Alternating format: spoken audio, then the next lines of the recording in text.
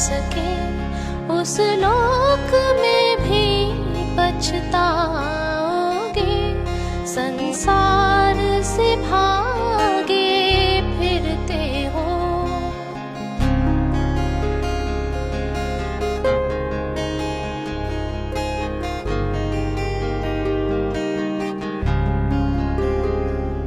ये पाप है क्या, ये पुण्य है क्या, रीतों पर धर्म की मोहरे हैं।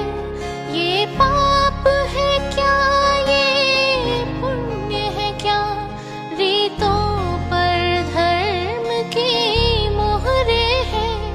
रीतों पर धर्म की मोहरे हैं। हर युग में बदलते धर्मों को कैसे आदर्श बनाओगे। संसार से भागे फिरते हो।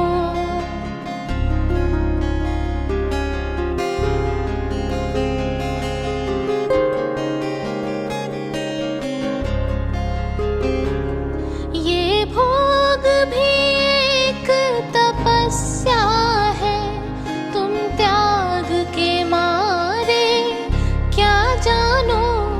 ये भोग भी एक तपस्या है, तुम त्याग के मारे क्या जानो। तुम त्याग के मारे क्या जानो। अपमान रचेता का होगा, रचना को अगर ठुकराओगे। संसार से भागे फिरते हो।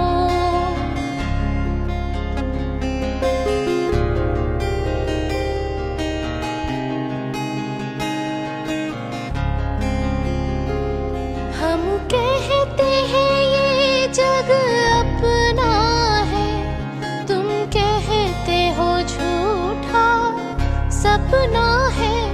हम कहते हैं ये जग अपना है, तुम कहते हो झूठा सपना है। तुम कहते हो झूठा सपना है। हम जन्म बिता कर जाएंगे, तुम जन्म गवा कर जाओगे। संसार से भागे फिरते हो। भगवान को तुम क्या पाओगे। संसार से भागे फिरते हो।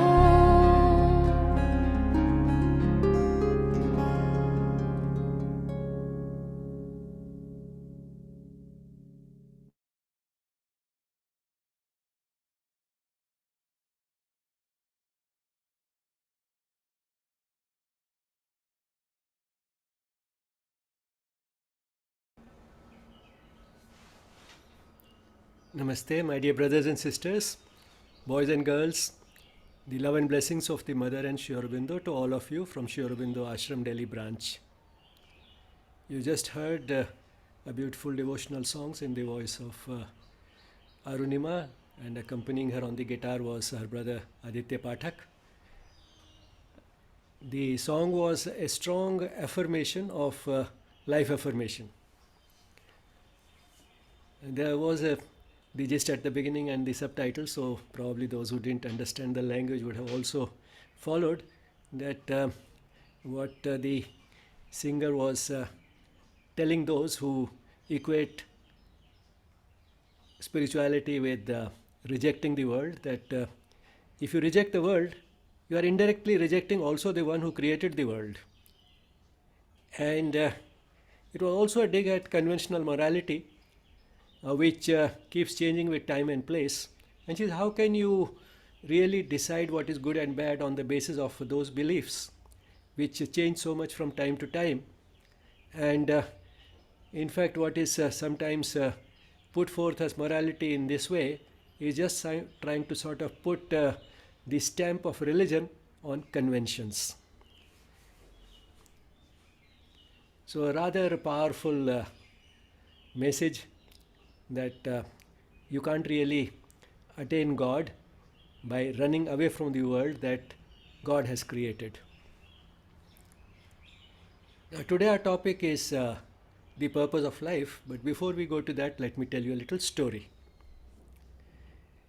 Once a Swamiji visited one of his disciples, and the disciple turned very generous. He placed in front of the Swamiji, his guru, a large number of gold ornaments, and told him, Swamiji, take any one thing you like. The Swamiji, he picked up everything. Now, he was not prepared to be so generous, the disciple. So he said, sir, any one thing you like. So the Swamiji said, well, I have picked up only one thing. I have picked up gold. Now, there are two things that we learned from this little story. Firstly, that's always very risky to place anything in front of a Swamiji. So be careful. This second message is that the way Swamiji looked at the gold ornaments was quite different from the way an ordinary person would. He didn't see rings and bangles and necklaces there. What he saw was the deeper reality behind all these ornaments, which is gold.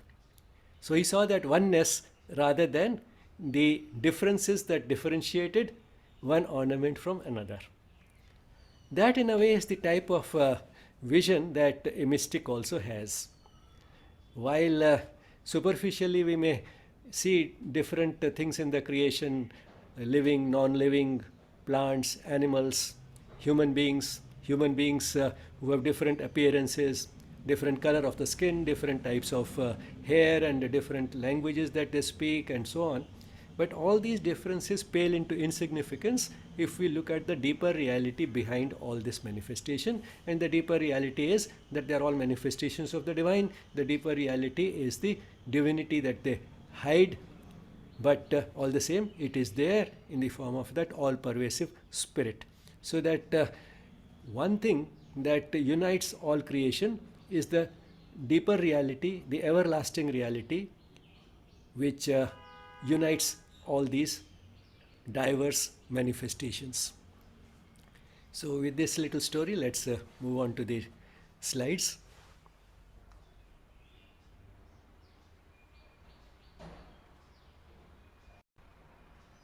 My pranams to the Mother and Sri Aurobindo for all their grace. And the YES program is a part of the 150th anniversary celebrations of Sri Aurobindo and the 75th anniversary of India's independence. Today we'll be talking about the purpose of life with special reference to how to address it, how to fulfill it. We'll have one more session on the purpose of life, which will bring out the obstacles that one might face in everyday life in fulfilling that purpose. For recapitulation, we talked last time about the two poles of consciousness, the mental consciousness, which assumes that whatever we can see and hear and understand at the mental level is all that exists. That is the picture of reality that a person with a mental consciousness would have, and the person rejects everything else as something which either does not exist or is only a figment of imagination. The other pole is the mystic consciousness, the consciousness which perceives everything that the mental consciousness does, but behind it, beyond it, and within it, this consciousness also perceives something intangible, the all-pervasive spirit of the divine. And although it is invisible and intangible, it is in fact the fundamental reality, because while what we observe at the mental level is perishable and keeps changing, it's not constant, this reality that it hides is a spark of the divine. The spirit is a spark of the divine, and that is what is imperishable and constant. Now, most of us are at neither of these poles. We are somewhere on this vast spectrum between the purely mental consciousness and the mystic consciousness. And the purpose of life is that no matter where we are on this spectrum, we take during life a few steps towards the mystic consciousness. Now, what are the implications of the mystic consciousness? Why should we be interested in doing that? We'll get into more details as we go on, but briefly, the practical implications of this are that the mystic consciousness helps us see oneness, where at the mental level we might be more concerned with the differences.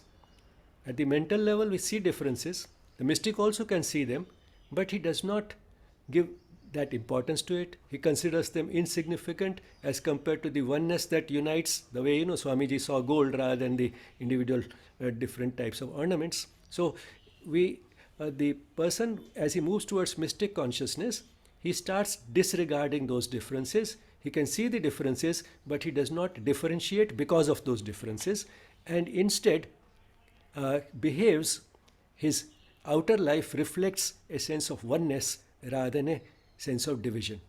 And this is important because oneness leads to love, and love is expressed by giving, and therefore this person gives as and when necessary to the one who needs it. So that is what actually makes this person not only a good person, or rather not only makes this person a good person, it also changes the world. That's what makes the world a better place to live in. And this feeling of oneness and love is based just on this one primary consideration, that we are all manifestations of the divine. It is not based on superficial relationships like belonging to the same family, or speaking the same language, or working at the same place. Now those are tangible relationships. This is based on an intangible but much deeper relationship, which because of which we are all interrelated, we are all one, and therefore that can be a universal foundation for universal love. So these are the implications of the mystic consciousness, and that is why it is desirable that we move in that direction. The other day we also distinguished between the purpose of life and the goal of life. The goal of life is to reach the mystic consciousness, and not only reach there, to be constantly aware of that type of a worldview, and being constantly aware of it means that we can organize our outer life around it. That is the goal. But since that goal will be beyond our reach, for most of us it will be beyond our reach even in a whole lifetime, we can settle down for the purpose, and the purpose is to take a few steps in that direction. So the purpose of life is to move towards the goal. One can look at it like this, that there is someone hiding behind that tree who is holding a rope, and we can consider this person hiding behind the tree to be the divine, and he is holding a rope.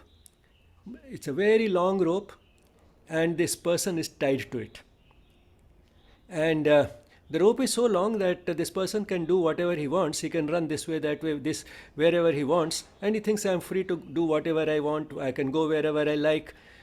But he doesn't realize that this person hiding behind the tree is slowly pulling the rope so that gradually it's getting shorter. And the result is that once in a while, when the rope is a little too stretched, and that starts happening more and more often as the rope gets shorter because the rope is being pulled, this person feels a little stressed, and he finds that the only way to relieve that stress is to move a little closer to the tree.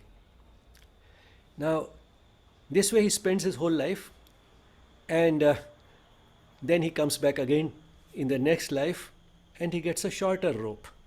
And therefore that type of a stress, when he feels the need to move towards the tree, starts becoming more frequent, and finally reaches a point where he is born in such a state that it takes just a little awakening, a little trigger sometime in life, which comes pretty early in his life, when he realizes that actually it's in my own interest that I start moving towards the tree. That is what will relieve me of all the stress that I'm feeling while living this life, by depending entirely on my own mental will. And this point, when he starts feeling that pull, is the point from where he consciously starts addressing the true purpose of life. Till then, whatever he was addressing was accidental, and he was not conscious of it. So that's what distinguishes practicing yoga without being conscious of it and practicing it after being conscious of it. So normally when we talk of yoga, we are talking about conscious yoga. And a group like you who are participating in this program have made that type of a choice because you consciously feel that life is not all about just living at the physical vital level, at the level of addressing the needs of the body and the mind, but there is something more that we need to satisfy. There is a certain need which goes beyond the satisfaction of the bodily comforts and other types of mental satisfaction, and therefore consciously you want to do that, and you're looking for some guidance in doing that. That's why you've done it. So this is practicing conscious yoga, or consciously trying to walk the spiritual path. The two mean the same thing, and that's sort of what this picture is illustrating. So consciously addressing the purpose of life comes after several lives of homework in which we have somehow accidentally, without intending, taken a few steps towards the tree.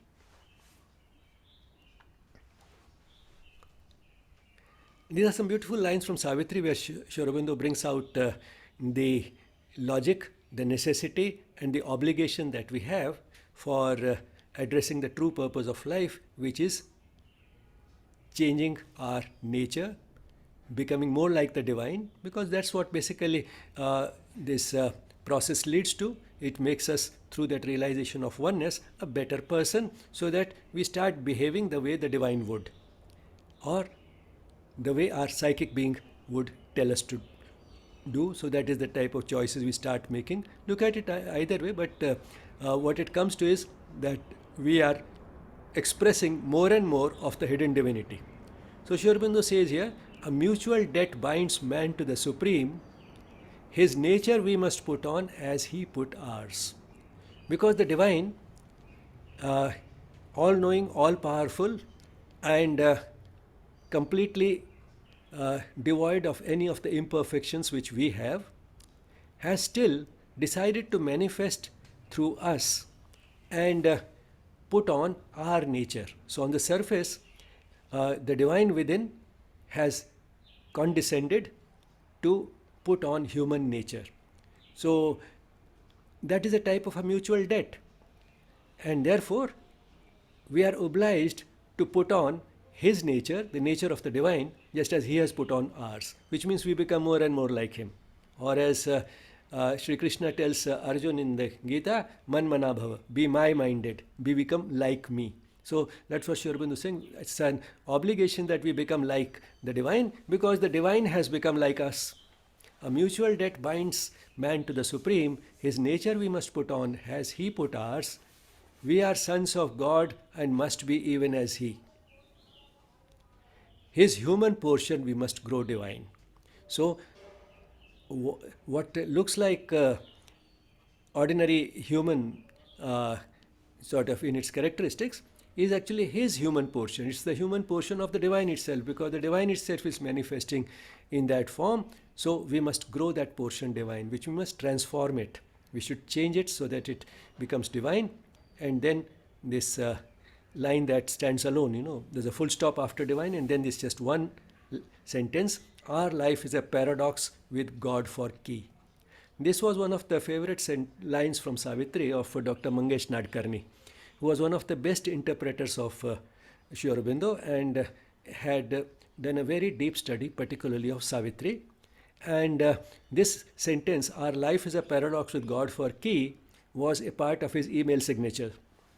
And it's a profound sentence. It sums up all the few lines before that, because what it shows is that our life is a paradox. What is the paradox? The paradox is that we are all fundamentally divine, but we behave in such an undivine manner. So that is the paradox. And what is the way out of the paradox? The way out of the paradox is God itself. Because it is through God, by approaching God, by getting closer to God, that this paradox gets resolved by that discrepancy which leads to this paradox becoming less and less and eventually disappearing, which means that we are fundamentally divine and we start behaving divine. So that paradox gets resolved by our approaching the divine. So our life is a paradox with God for key. And this comes again in that Book 1, Canto 4, which, as I have been saying, is a beautiful summary of the life divine.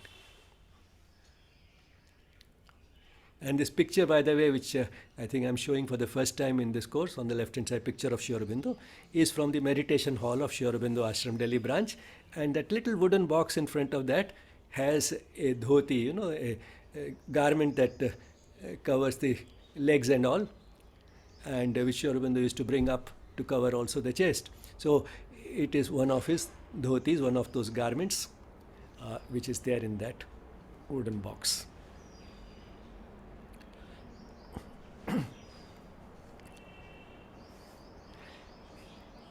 So now that we have seen the purpose of life from different angles, that is taking a few steps towards the mystic consciousness, putting on the nature of the divine, becoming more and more like the divine. Now let's see two more ways of looking at the purpose of life, which are terms which are commonly used. The purpose of life is growth of consciousness. The purpose of life is spiritual growth. What do these two expressions mean? We call it growth of consciousness because consciousness, loosely translated, means awareness.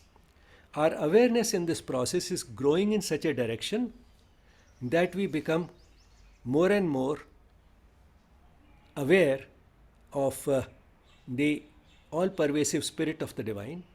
We become more and more aware of the oneness that unites us, and therefore it is a shift in our awareness, is a shift in the way we look at the world around us.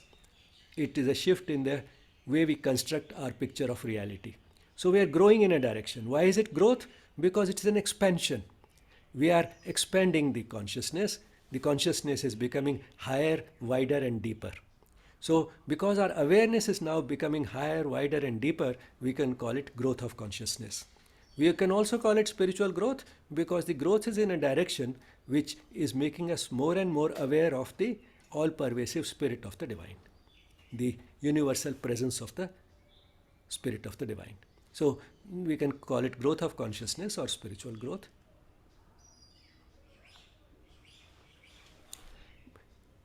No matter what the goal is, what the purpose is, one thing which is most important is that we should have an aim in life. Because the mother has said an aimless life is always a miserable life. And then she goes on to say, on the quality of your aim will depend the quality of your life. And what is that high quality aim which will improve the quality of our life? Your aim should be high and wide, generous and disinterested. This will make your life precious to yourself and to others. So the goal that we have set for ourselves and the purpose being to move towards that goal gives us an aim. And this is an aim which is wide, generous and disinterested. Means it is not driven by personal interest. It is not driven by selfish motives. And this is what makes our life precious to ourselves, because then life becomes meaningful, and also to others because that leads to a better world. Now, how can the purpose of life be addressed? By making the right choices. And as we have seen, we make choices in life at the level of either the emotional part of the being or the intellect or the soul, which has a dynamic aspect, the psychic being. And it is the choices which come from the level of the psychic being that are the best, the most authentic, and they not only are the best choices, these are the choices that take us towards the goal of life. So we can say that actually those type of choices, some small and some big, we keep getting every day.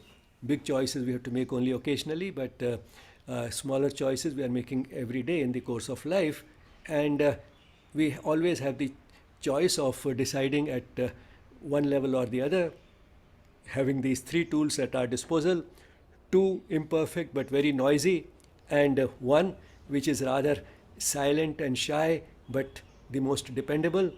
So we have these choices, and uh, so we can say that at least three choices are there, sometimes even more. So life can be considered a series of exams, and the questions that have been set are of the multiple choice type. And the master examiner is, on one hand, very kind to us because he has provided the right answer, and if we make a little effort, we can find the right answer because that is spoken to us through that shy and faint whisper from the psychic being. So the right answer has been planted in us, and the examiner has given us a tool for finding out which the right answer is. But at the same time, the master examiner, the divine, is also a very good examiner. Who is a good examiner? Who sets such a multiple choice question that the wrong alternatives, called distractors, are also very plausible. They are so effective that it's very easy to get distracted by one of the alternatives which are not the expected answers. And therefore, this examiner has gives very tempting, not only plausible but very tempting alternatives which are actually not the right answer. So it's a very kind examiner, at the same time a very good examiner who knows how to construct multiple choice questions. You may say, well, all that is fine, but my life is my business, so why should I make this type of choices? I find that people around me are not making choices like that. They try and see what is it that is most profitable and what is least risky. That is the type of analysis the intellect does. They make that type of choices, and that brings them not only wealth but also power and name and fame and power, prestige and whatnot. So what is wrong with living a life like that? I want to live that type of a life. I am not interested in all this. Before one tries to counter this argument or discuss this type of a stand, for the next 15 minutes or so, let's try and see, making the type of choices that the psychic being gives us, what is it that we get from it? Or say, to use the current language, what is there in it for me? So let's see that. We've already seen that when we make a choice at the level of the psychic being, we get immense joy and lasting mental peace. Like, say, somebody jumping into the cold water to rescue somebody who is drowning. The person doesn't feel the cold water. In fact, the person gets immense joy while doing it. And if he did not do it, then instead of the lasting mental peace he gets because of having done what was the right thing to do, the person feels guilty. And if the person whom he should have saved drowns, this person gets recurrent uneasiness. I wish I had jumped instead of feeling lazy, or instead of fearing the cold water. So, on one hand, this person who makes such a choice gets immense joy and lasting mental peace. On the other hand, by making the right choice, we escape guilt and recurrent uneasiness. Now, the type of joy that a person gets is quite different from the ordinary happiness. Happiness is of two types. One is the type of happiness which comes from getting, another from giving. And we can easily understand that one feels happy when one gets a new dress, but then you also feel happy when you give away some clothes in charity. And it doesn't take much effort to try and sort of reflect and realize that the joy of giving feels much better than the happiness of getting something. And that is the reason why we willingly give up something for those whom we love. It's all boils down to love. A mother gives up her sleep so that she can take good care of a child who is not well. When the child is not well, her need is to sleep, but the child's need is to be taken good care of at night. she willingly gives up her sleep. In fact, she can't sleep. Why she can't? Because she gets immense joy from staying awake. She doesn't mind it. There was a film, Three Idiots. In that, you find that at one point when there is an argument between the father and the son, the father says that all these years I was riding a scooter instead of buying a car so that I could save enough money so that you could go to college. So now why did this person decide to ride a two-wheeler instead of a car to save money? Because he loved the son. So we do all this not just because it's a responsibility, but we do it very happily. And the joy that comes from giving something to someone whom we love exceeds the happiness of getting it. Leave aside big things like using a scooter or giving up sleep. A woman sometimes, if she gets a chocolate, instead of eating it, she puts it in her purse. I'll go and give it to my child at home. Why does she do that? Because that joy of giving far exceeds the happiness of getting something. Just a question of whom we love. So what we are talking about is love itself, but this love becoming more and more universal rather than staying restricted to some selected people like, say, a child. But we can easily understand that the joy of giving far exceeds the happiness of getting something. So this is what this person gets from this type of choices. And then, of course, because the person has done the right thing, the person gets lasting mental peace, and thereby the person escapes the feeling of guilt that I didn't do what was right, because sooner or later the person realizes that I knew what the right thing was, but I somehow found reasons for not doing it or was tempted not to do it, and therefore the person feels guilty and gets recurrent uneasiness. What else do we get from these choices? We get control over our happiness. Because the joy of giving not only feels better than the happiness of getting, it also is always in our own hands. We can always give what we want, we can't get what we want. A person can love somebody but can't compel somebody else to love that person. To this, sometimes young people say, they ask a question that suppose I love a girl and she doesn't want me to love her. So I can't even give my love. So how can you say that we can always give although we can't get? I can't give my love to a girl who doesn't want it. And that is why sometimes boys get also angry with that girl. Why don't you understand? I love you so much. They get angry with her if she keeps rejecting. Now the answer to that question is that what you are insisting on is that she gives you her love. That you can't insist on. You can always give, but she's not therefore obliged to give. So you can't get. You can get only when she gives it. So that is that fine distinction that one forgets. But then if she rejects him, how can he continue to give her love to her? Not by getting angry, not by throwing acid on her face.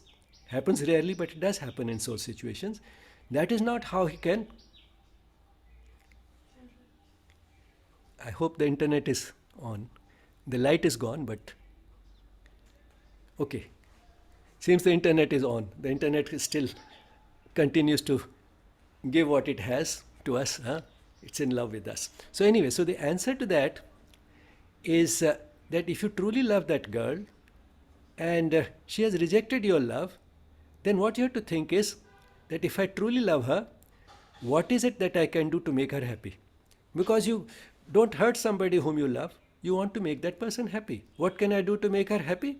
What I can do to make her happy is to leave her alone.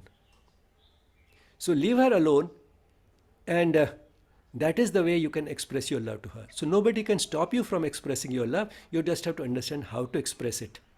You have to express it by giving what the person wants, so that that person is happy. Now, she wants that you leave her alone, so you leave her alone, and that is the way you can express your love. So what we are trying to get at is that this joy of giving not only feels better than the happiness of getting, it is always in our own hands, because we can always give love. We can't insist on somebody else loving us. So now this is a great thing, because this makes the person completely independent of other people and relationships and possessions for the sense of well-being. So a person can be happy without these external factors coming in.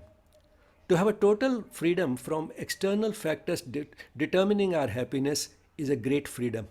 That in fact is true moksha. So that is what this type of choices give us. They give us control over our happiness. No person, nothing outside us controls our happiness. What else do we get? We get absence of conflict.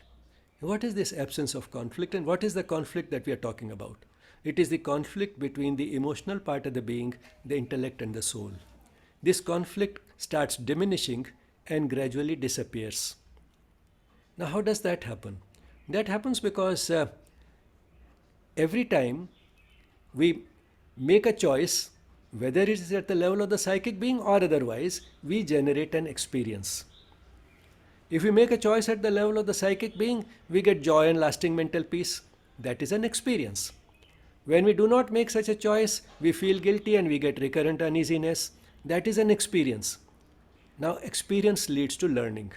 That is, in fact, the very basic definition of education or learning. Learning is change of behavior as a result of experience. Now, so we are getting these experiences by making one type of choices versus another type of choices. This leads to learning. Who learns? The emotional part of the being primarily, because it's the emotional part of the being that is looking for happiness and avoiding sorrow. So the emotional part, what does the emotional part of the being learn from this type of repeated experiences? There's a certain category of choices that lead to a superior version of happiness, which is joy. These choices also lead to lasting mental peace. On the other hand, there's another category of choices that make me feel guilty and give recurrent uneasiness. So it can start seeing the difference between these two types of choices, a fundamental difference. One involves love, the other does not involve love. One involves giving, another involves not giving. So, because it is looking for happiness and it has got these repeated experiences, learning from these experiences, now the emotional part of the being starts making the choices which involve giving, which are based on love. Which means that starts speaking the same language as the soul. And the intellect is easier to deal with, because if the emotional part of the being has made a certain choice, the intellect quickly invents reasons to support it. Now, if the emotional part of the being and the intellect are speaking in the same language as the soul, then it means the mind is speaking the same language as the soul. And if the mind is speaking in a certain language after this type of unification with the soul, the poor body is a docile instrument. It just gives a practical shape to that choice that has been made. Which means that a certain unification of the being has been achieved and there's no conflict between different parts of the being. Now, as these two parts of the being, the emotional part of the being and the intellect, learn from these experiences and habitually start speaking the same language as the soul, the conflict will diminish and eventually disappear. Total disappearance of this conflict is a long journey, because that in fact would mean reaching the goal, because that will come only when the person is behaving constantly as being one with the divine. So that is the goal. Until that goal has not been reached, this conflict will not totally disappear, but it can diminish. And the more it diminishes, the more of the joy and lasting mental peace the person will experience, and the less of these experiences of feeling guilty and recurrent uneasiness.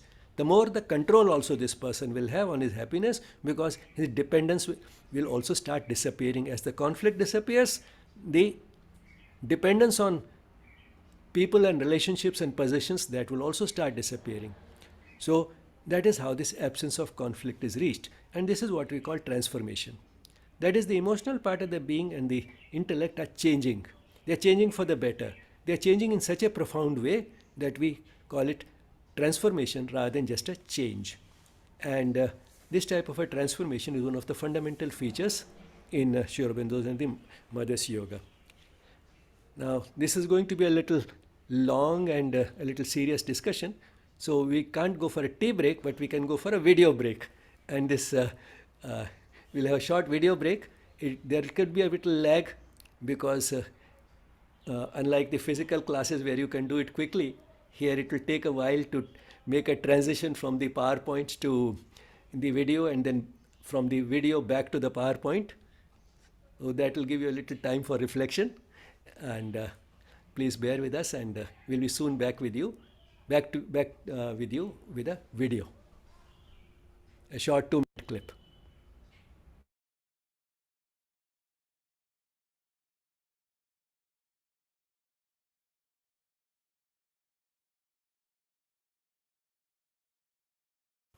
So my question to you today is, what do you practice every day? What do you practice? Because what you practice, you will get good at. What do you practice? Do you practice joy in your life?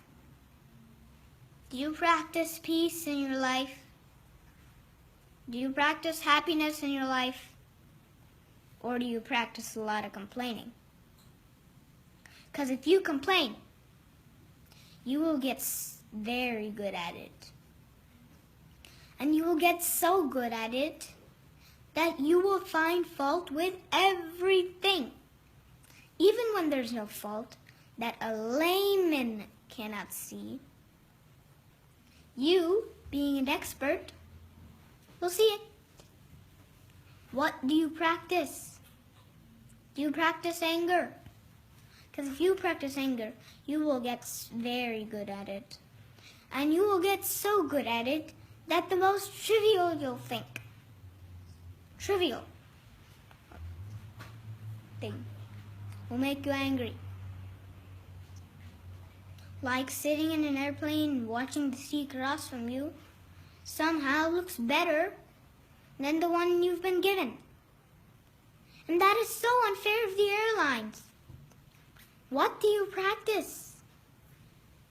Do you practice being worried?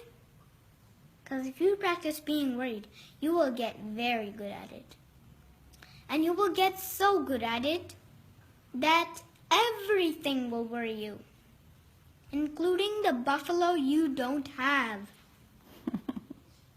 So I propose, if this is true that it's a question of practice, then I propose you practice joy.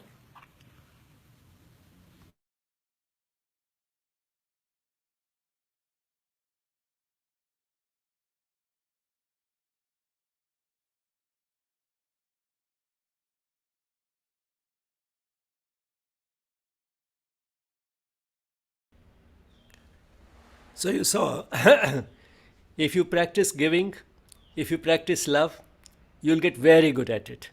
And that is what this transformation is essentially about. And what we get very good at becomes second nature to us. It becomes habitual. We get habitual in doing it. So that is what this transformation is about. Now all these things, joy, lasting mental peace, not feeling guilty, not having uneasiness, having control over our happiness, having no conflict between the emotional part of the being, the intellect and the soul, all this translates into good mental health. And the mind-body relationship is now on a very sound scientific footing, and it has been shown through several types of studies, experimental, epidemiological and clinical, that if we are at peace, we also have good physical health. So all these things put together will make us healthier, will improve the resistance of the body, it will resist illness very effectively, with the result that we'll fall ill only rarely, and if we do, we are likely to recover from it faster and more completely. So by making these choices, we not only get joy, lasting mental peace, we escape guilt and recurrent uneasiness, we get control over our happiness, we have no conflict between different parts of the being, we also enjoy good health. What else do we get? We get a sense of fulfillment. Now what is fulfillment? Fulfillment goes even a step beyond contentment. Contentment means that I am happy with what I have, somehow I satisfied myself. But fulfillment goes a step further. I want nothing else because I have everything. A contented person knows that there are many things I don't have, but I can do without them.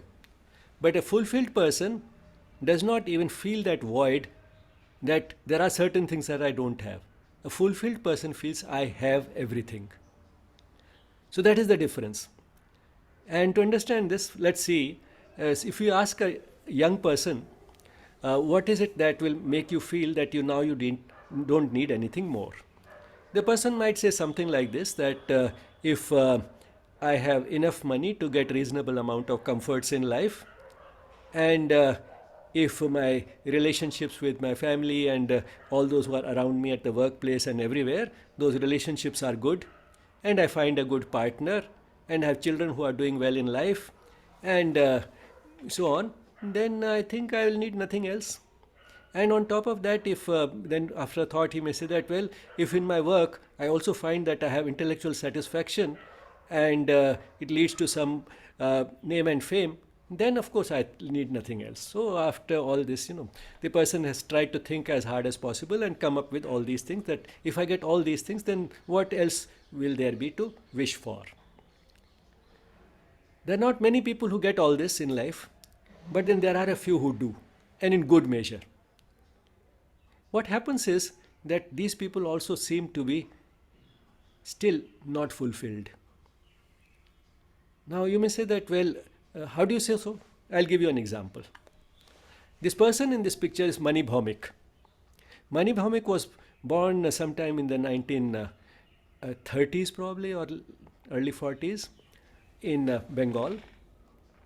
And he was was born to a rather family with meager resources. His father was a school teacher, but along with that, he was also participating in the freedom struggle, and therefore sometimes he was at home, and sometimes long periods of time he would disappear from home. And so this child grew up under difficult circumstances, but then he was very intelligent, and ended up doing a PhD from one of the good institutions, the Indian Institutes of Technology, probably Kharagpur. And then he got a postdoctoral fellowship to go to the US. Now, when a person is brought up under rather circumstances of scarcity, the person has a strong wish to earn money. And when he reached the US, he got involved in research on laser, and laser found many applications, including those in medicine. And the result was that that brought him a lot of royalties, and he grew really very rich. And he could fulfill his dreams of owning a large number of houses in California. And what you can see in this picture along with him is one of his palatial houses it's a house, one of his palatial houses in California. And being in the Los Angeles area, where we also have Hollywood, he grew friendly with a large number of film stars, and having got a lot of prizes and awards in the field of science also brought him close to many other important people, including the presidents of the US and so on and so forth, Nobel Prize winners and whatnot.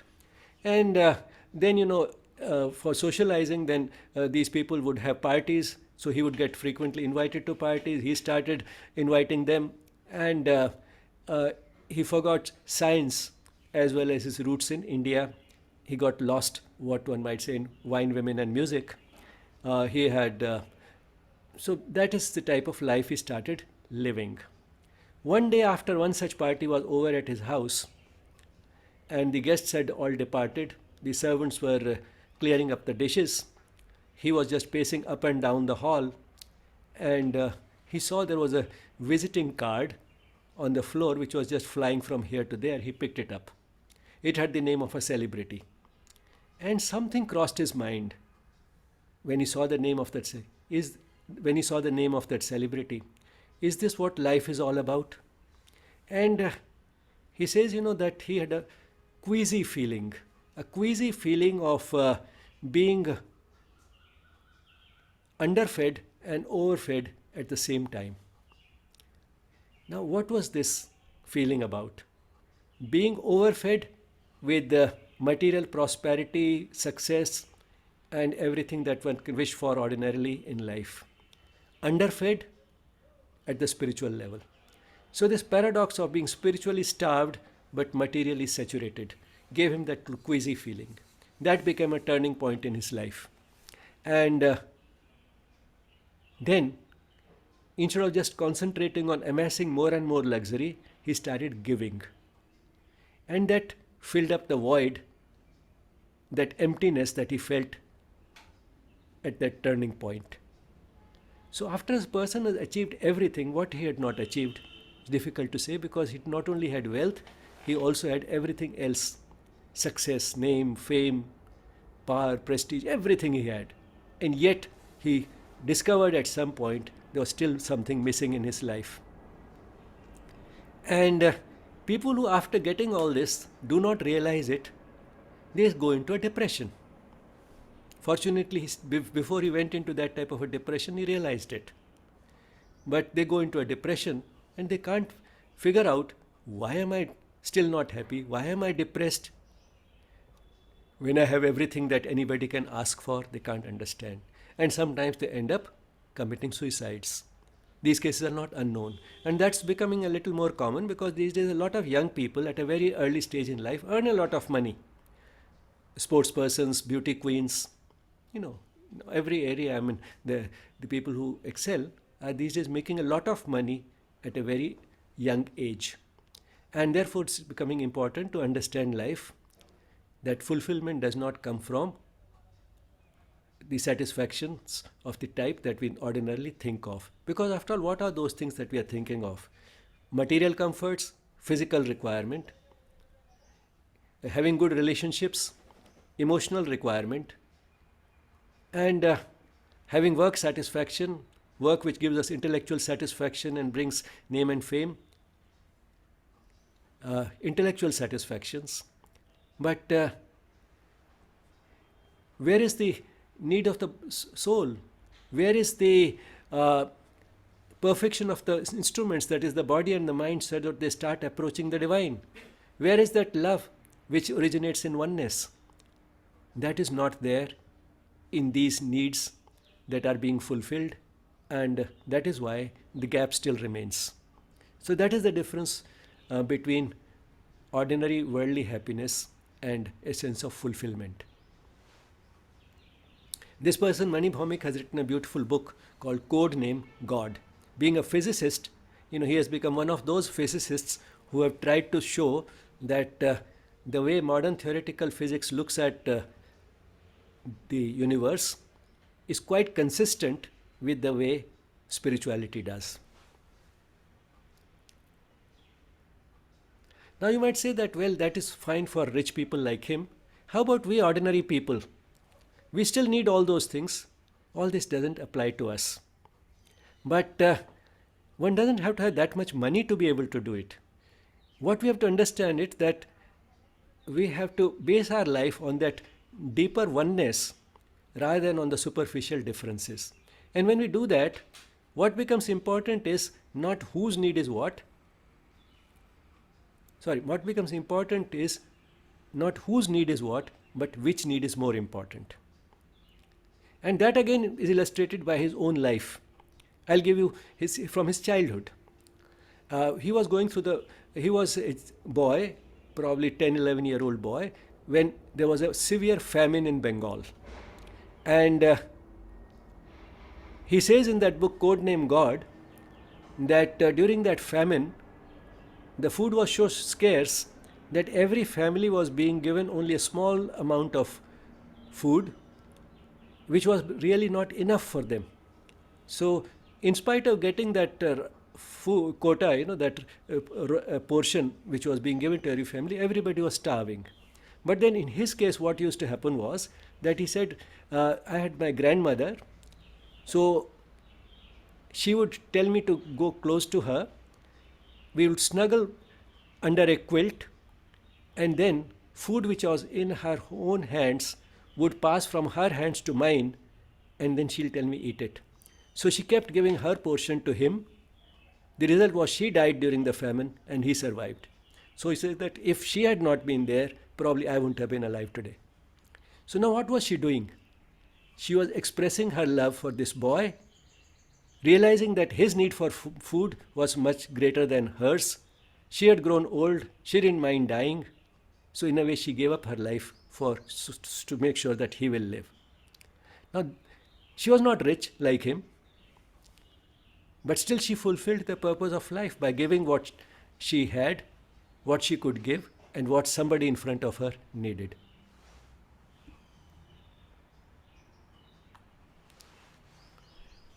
So essentially, fulfilling the purpose of life is giving what we have to those who need it. That is the key to fulfillment, not what we give and how much we give.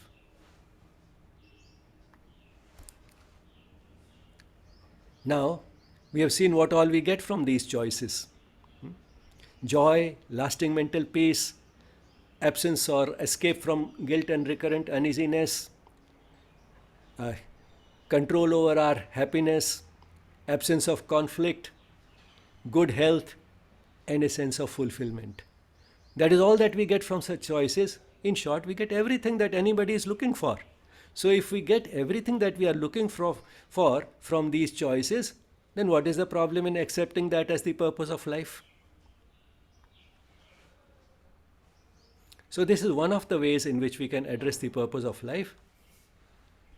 But then for that we also have to have a certain amount of vigilance, both positive and negative. Now what does this vigilance mean? One is that we have to be vigilant that we do not get tempted and make a wrong choice because we have several weaknesses. Weaknesses like greed and fear and all types of desires, anger, jealousy, arrogance. No, these are all the usual weaknesses, and because of that we may end up making a wrong choice. So to make the voice of the psychic being prevail, we have to be vigilant that we do not give in to any of these weaknesses which are inherent in human nature. But there's also another type of vigilance, a positive vigilance, which is required, which means that we should not miss an opportunity for doing something that will help us grow spiritually, because that is also a choice. A choice is not just not doing what should not be done, but a choice is also not losing an opportunity for doing something which will help us grow spiritually. So not losing that opportunity.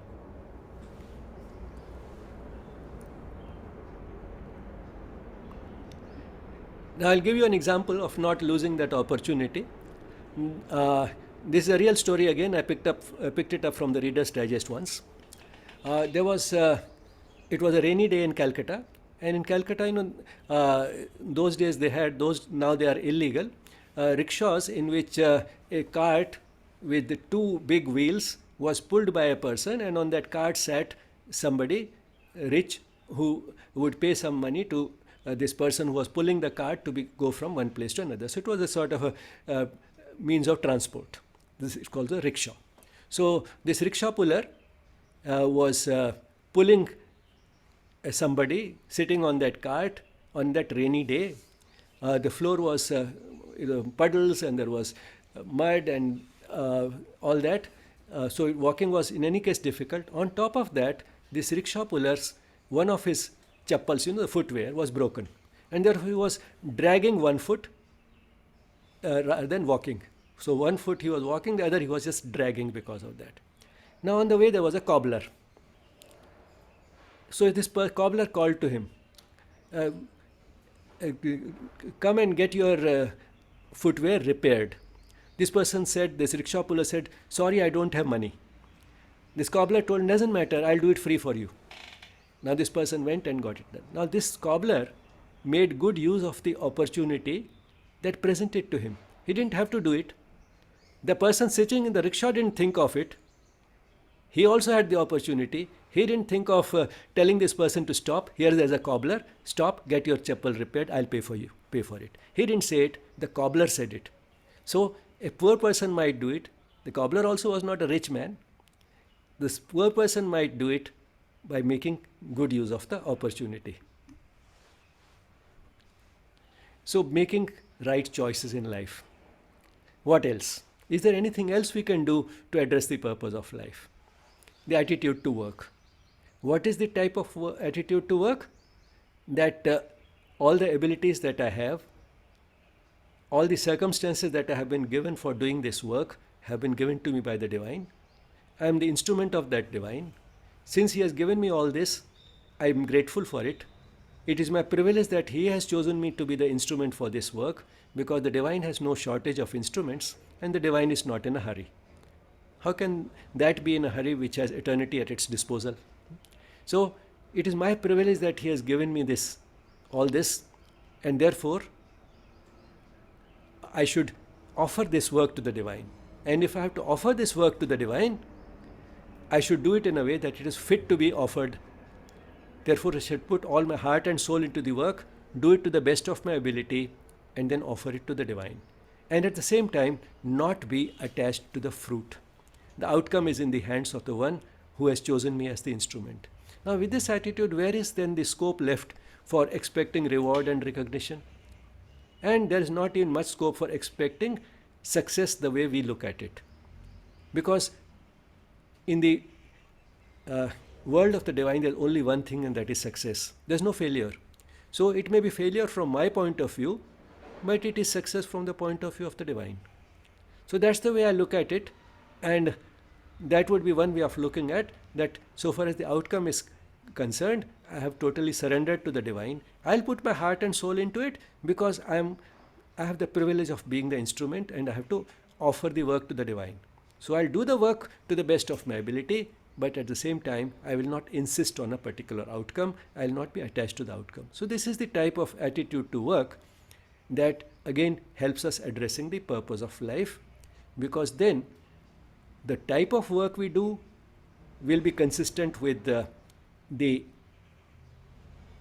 dictates of the divine, with what is coming from the deepest level, and the motive for the work will also be working for the divine, and that's how it will take us closer to the divine.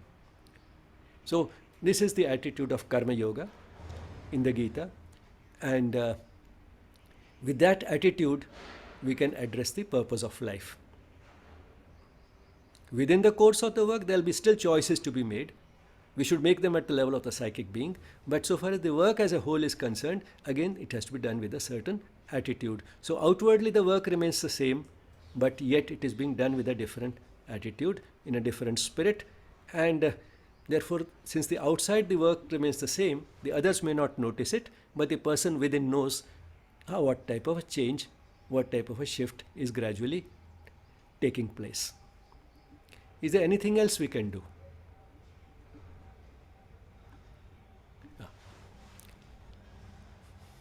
Apart from the attitude to work, the attitude to ups and downs of life, the so-called fortune and misfortune.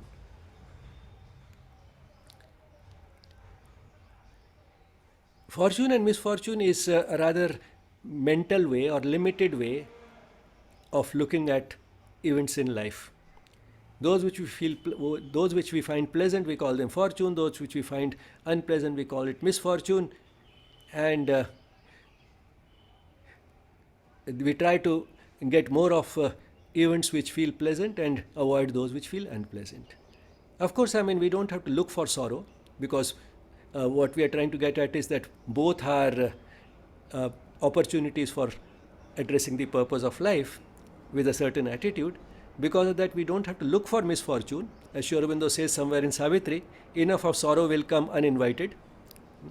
But all the same, to look at both ups and downs in a dispassionate way is what the spiritual attitude is about. And how can we look at both in a dispassionate way? Not only in dispassionate way, but accept both with equal delight. That is what is meant by samatva or equality. Equality and samatva go a step beyond equanimity. Equanimity just means a sort of an indifference or absence of emotional turmoil even in misfortune. But accepting both fortune and misfortune with equal delight is what samatva is about. And where is it rooted? It is rooted in the fact that both so-called fortune and misfortune are actually opportunities for addressing the purpose of life, which is spiritual growth. So they are both opportunities for spiritual growth. Now let's see how that can happen. Misfortune becomes an opportunity for spiritual growth. That is easy to understand, because what happens is that when a person finds herself or himself totally helpless in a situation, then that is the time when the person turns to the divine. The person thinks that, well, there is one who has no limitations, who can do everything, for whom everything is easy, and therefore one moves closer to the divine. Another thing that happens during this type of states of helplessness, during this misfortune, is that the person finds that some people rally around him and they try to help him out of that situation. So the person feels grateful to them. The person also realizes his interdependence. The person realizes his interrelatedness with others. The person realizes his oneness with others. And the result of this is that not only by realizing these deeper truths being expressed in a practical way by people helping him out of that situation, he also starts changing and starts becoming more helpful. He resolves that next time when somebody else is in need, I'll do what others are doing for me today. Not only that, he also becomes more generous in looking at other people's faults and weaknesses. If somebody has hurt him, he's very quick to forgive, and if he hurts somebody, he's very quick to apologize. Now, all these are outer expressions of that inner change that is happening, which is making his consciousness grow. So, all that happens as a result of misfortune. How about fortune? Fortune means having more of something which people generally want, be it wealth, be it intelligence, whatever it is. So, there are all these variations, and therefore some people are exceptionally fortunate in having some of these things which we are looking for. Now, whatever we have in excess, we are not its owners, we are its trustees, which means that the divine has trusted us with that wealth, material wealth or intellectual wealth or whatever type of wealth. And therefore, we have been trusted with it so that we can share it with those who need it. Say political power, that is also an opportunity. That's a fortune. But then the head of the state, if he uses that power to take those decisions which will be in the best interest of the people, he is fulfilling the purpose of his own life. And therefore, what it means is that fortune can be an opportunity, misfortune can be an opportunity. So all the choices that we get in life, the work that we do, and all the ups and downs that we experience, which we experience irrespective of what type of life we are living. If we are living an otherwise spiritual life, that still does not make us immune to a road accident or an incurable illness or a failed marriage or a heavy financial loss. All these things we are still subject to. And therefore, what is important is to understand that these things come to us not because we are being punished, or the fortune has not come to us just because we deserve it, but because all these things have been given to us as opportunities for addressing the purpose of life. So everything is an opportunity, an OSG. Some of my students have created that abbreviation because I keep repeating that expression repeatedly.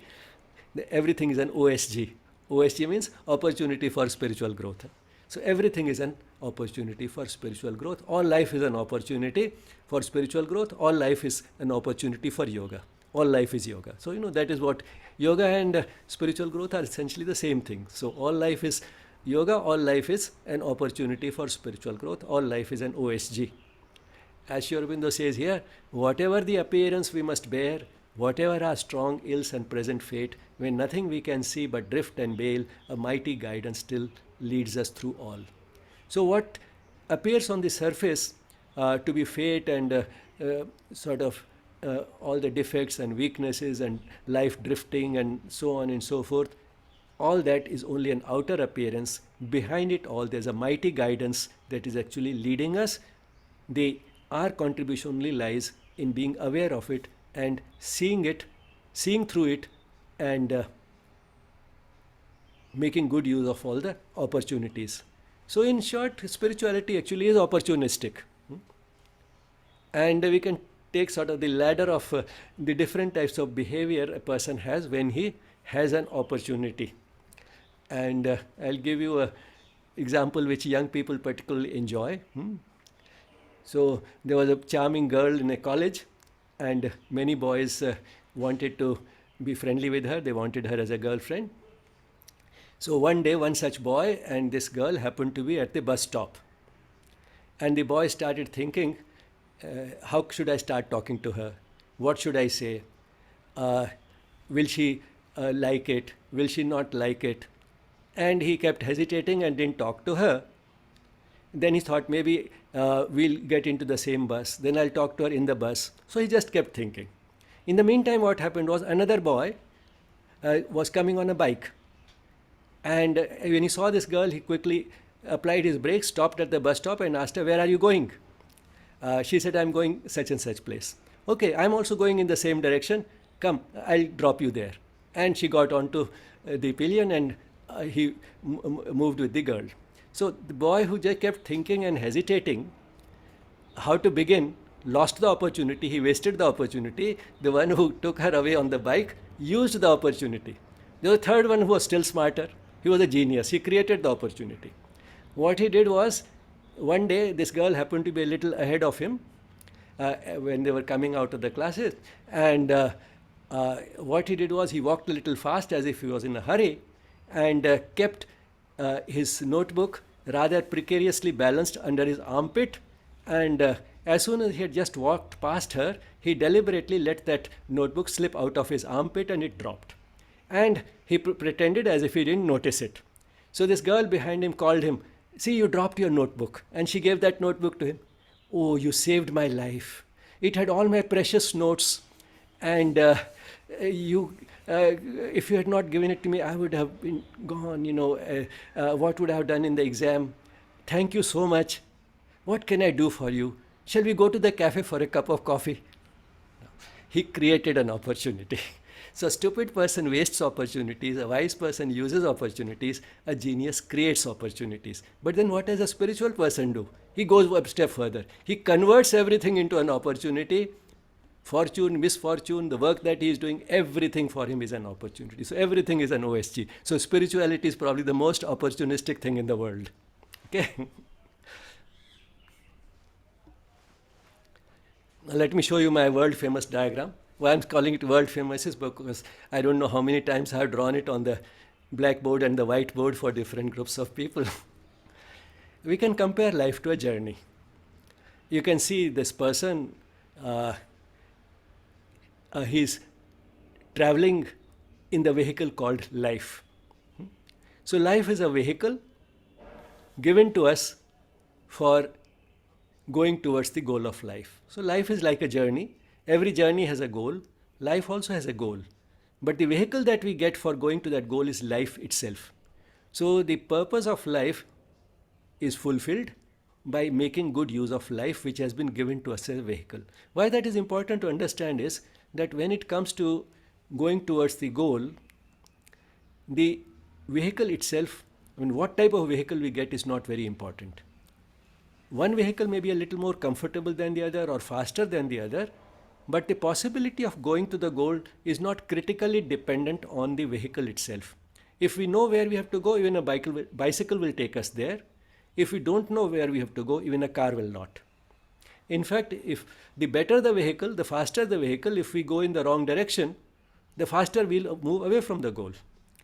So the important thing is not what type of vehicle we get, but knowing where we have to go. And why that is important is because hardly any of us gets exactly the type of life that we want.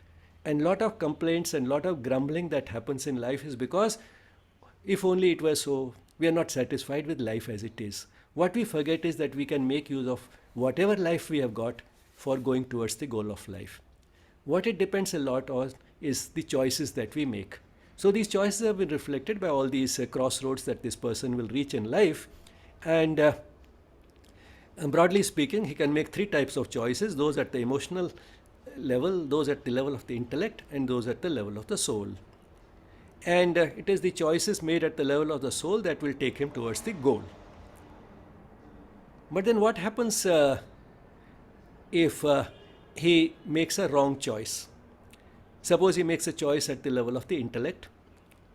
Then what happens is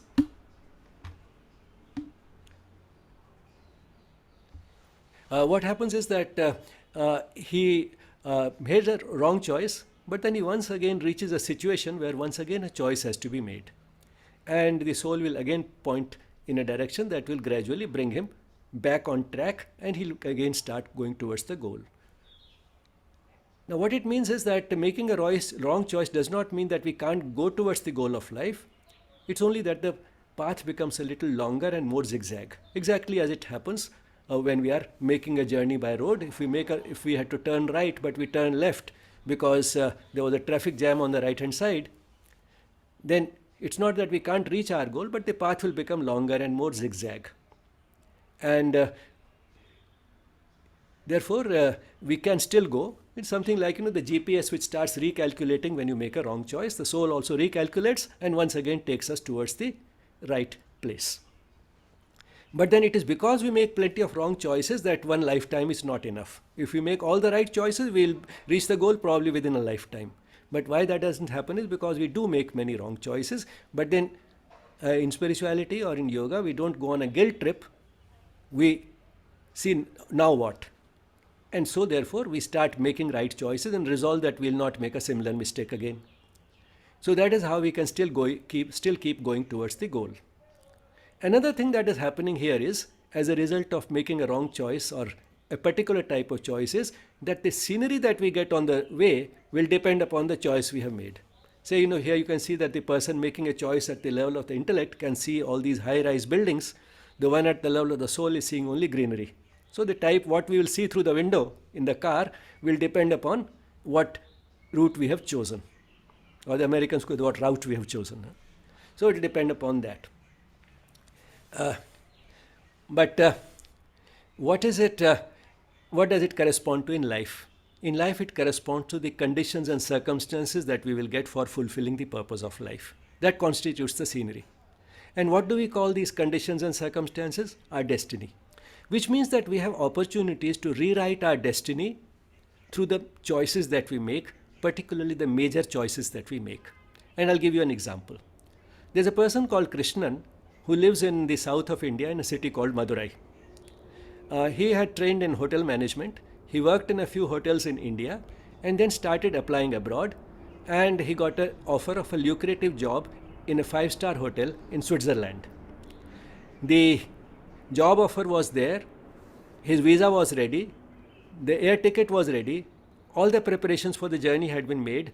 A week before he had to leave, he went to a temple to say his prayers before embarking on the long journey.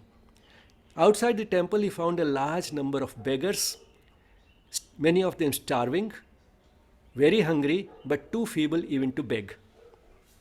And an impulse crossed his mind. What is the use of going to Switzerland and feeding rich people in a 5-star hotel? Why not feed these people? Now you can imagine what the response of his well-wishers, his friends, his parents would have been. He has lost his mind. Just because you feed a few people here in Madurai, hunger will not disappear from the world. It will not disappear even from the city of Madurai. So might as well go and make some money in Switzerland, and then you can come back and do any social service you want. That is the type of advice he got. But this person felt that the right thing to do was not to go, and he did not go. Instead, he collected a few persons from the profession, a few of his friends. These young boys started getting up at 4 in the morning. They would cook some simple food and distribute it among some homeless people in Madurai before going for work. And this brought him some recognition. In the year 2010, he was chosen as one of the 10 young heroes of the world by the CNN. And that brought him more money. His work expanded. Now he works only for an NGO that he has established, which is not only feeding a lot of people, they are also constructing homes for the homeless. Now here he had a major choice to make, whether or not to go to Switzerland. He heard the voice of his psychic being and decided not to go. He let that voice prevail. What did he get out of it? He lost a lot of money, that is obvious. And that is what the intellect can see. What he gained was, he took a few big steps towards the goal of life. He got joy of giving. he got peace of mind, because if he had gone to Switzerland, he would have thought, I knew what the right thing was. I should have stayed back in India, but I got tempted. That recurrent uneasiness would have been there. Of course, any type of vehicle is good enough to fulfill the purpose of life. In Switzerland, also he would have got opportunities for fulfilling the purpose of life. But having said that any vehicle is good enough, there are some vehicles which are better than others. And the vehicle that he got by staying back in Madurai is a better vehicle. It will take him faster towards the goal. And the scenery is also different. The type of conditions that he got by staying back in Madurai are quite different from those which he would have got in Switzerland. So that is the point that we are getting at. So here this person had this major choice to make, and through that he rewrote his destiny. Now what about these dotted lines connecting the emotions to the soul and the intellect to the soul? What are these dotted lines? These dotted lines are the process of transformation, which means that unlike roads, these are routes, these are paths which can bend, which means that as a result of repeated experiences in life, which we reflect upon consciously, what will happen is that the emotional part of the being and the intellect start transforming, so that the choices made by the intellect and the emotions also start converging with the choices of the soul. And therefore that conflict starts disappearing. So all these things are brought out in this diagram, which by now might be world famous. Now I come to a few questions. True or false? The purpose of life is to help others at the cost of our happiness. What we have seen is that when we address the true purpose of life, we are very happy. Of course, we seem to be helping others, but we also get a superior version of happiness called joy. So it is not at the cost of our happiness. This is a misconception that spiritual life will take away all our happiness. It's not a dull and monotonous life. It's a life full of joy and peace. It's not a monotonous life. And when we say we are helping others, in a way we are helping nobody. More than helping anybody, we are helping ourselves, because we are looking after our own spiritual growth. In fact, the person whom we seem to be helping is helping us. That person is providing us an opportunity for fulfilling the purpose of our life. And therefore, what a doctor does or a nurse does while helping her patients is not helping them. The patients are helping them fulfill the purpose of their life by providing them an opportunity to fulfill the purpose of their lives. The students help the teacher fulfill the purpose of her life, and children help the parents fulfill the purpose of their lives, because they are giving an opportunity to the parents to shower their love on them and give what the children need. Children need money, the children need physical help, the children need guidance, and all this the parents are providing. So the parents can give what the children need. There's a perfect complementary situation. So the children are helping the parents by providing the parents an opportunity so that the parents can fulfill the purpose of their lives. So the purpose of life is apparently to help others, but certainly not at the cost of our happiness. So the statement is a false statement. The purpose of life is to reach the goal of union with the divine, to move towards the goal, to be happy, to be successful. To reach the goal of union with the divine is not the purpose. Goal and purpose are not the same. The goal is a fixed point. The purpose is only a destination. So the purpose is direction oriented. The purpose is to move in that direction. So the purpose of life is to move towards the goal. How about being happy and successful? They are not incompatible with the purpose of life, but they are not the purpose of life. We have seen that fulfilling the purpose of life makes us happy. The purpose of life is also compatible with being successful in life, but those are not the purposes of life. They are the side effects, byproducts of living a purposeful life. So if one lives a purposeful life, one will be happy, one will have happiness which is independent of external circumstances, and one will also be reasonably successful, but that is not the purpose of life. Once an industrialist, a successful industrialist, Godrej, he was asked what he would expect of his children. He said, I would like my children to be good, happy, and successful in that order. A good insight, a great insight coming from a highly successful businessman. Because he knew that the first thing that he would expect his children is to be good human beings. And if they are good, their happiness will be automatically taken care of, and so will be their success. So that's why I said I want them to be good, happy, and successful in that order.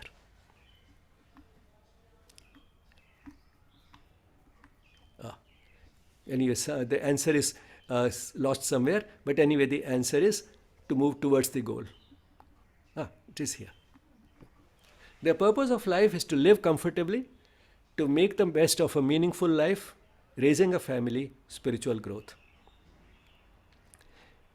The purpose of life is not to live comfortably. That's taking care of only the physical and emotional needs. To make the best of a meaningless life. Life is not meaningless. So it's not that we have to make the best of a bad situation. Life on earth as a human being is a precious gift. It is not something which we just have to make best use of.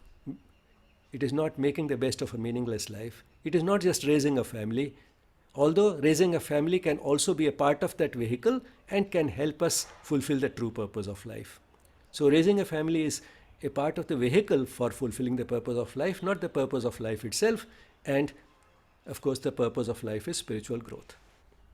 Okay. Another question. The purpose of life can be best addressed by reading scriptures, listening to discourses, making the right choices in life, giving money in charity. Certainly cannot be addressed by just reading scriptures, listening to discourses, not even by delivering discourses like me, and not even writing books on spirituality, and not by giving money in charity, although all these are nice things to do. They can be helpful, they can serve as aids, they can enlighten our good, proper choices with knowledge and understanding. But essentially it comes to making the right choices in life, for which these things are helpful but not absolutely essential. For example, the cobbler didn't have to read scriptures or listen to discourses to offer that person, that rickshawala, a free repair of his shoe. He didn't have to read that. So that is not what is essential for addressing the purpose of life. Essentially, it is making the right choices in life. The attitude with which we do our work is also a choice. The attitude that we take when facing ups and downs of life is also a choice. So in fact, all the three things that we talked about for addressing the purpose of life are essentially choices to be made. Peace comes from losing discrimination between good and evil. This is again a question commonly asked, because if you have to be nice to everybody, it means that you don't differentiate between good people and evil people, so you're not discriminating between good and evil. We can continue to discriminate between good and evil without discriminating between the people who do good and evil. We have to hate evil, not the evildoer. Okay. That's what Sri Krishna told Arjun. Kill the Kauravas in the battlefield, but without hating them. Peace comes from acting on the voice of the psychic being. Yes, it does. Peace comes from attributing all our misfortunes to sins of the previous lives. Doesn't help. Peace comes from looking forward to a good life after death. That's an escape which again will not materialize unless we live this life well. So peace essentially comes from acting on the voice of the psychic being.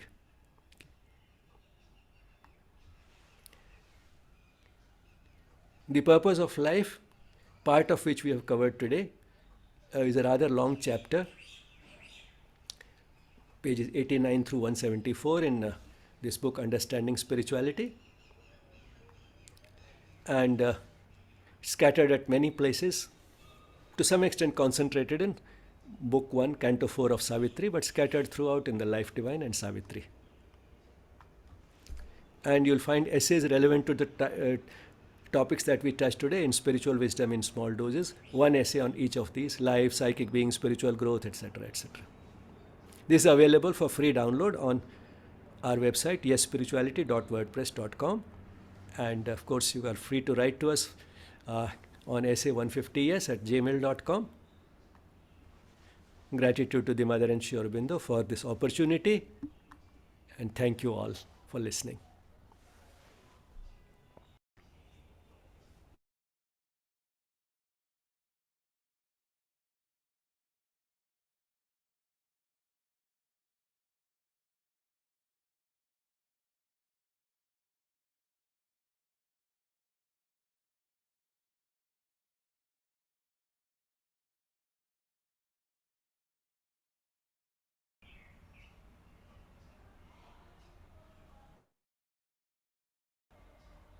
We can take up questions now for some time if you have any.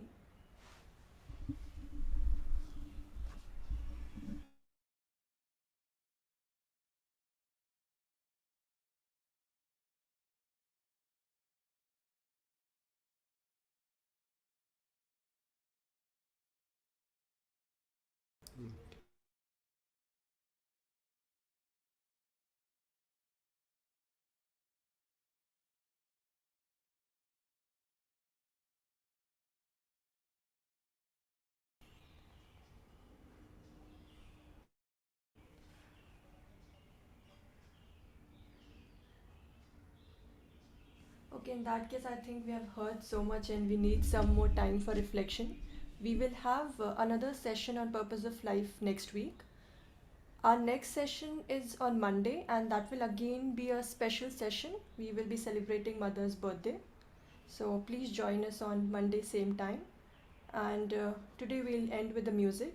Another thing I would request you is I will be sharing the feedback form link via email as well as in the chat box right now. So if you can just take out some time and fill the feedback form, that will be really nice. So again, thank you everyone, and see you on Monday.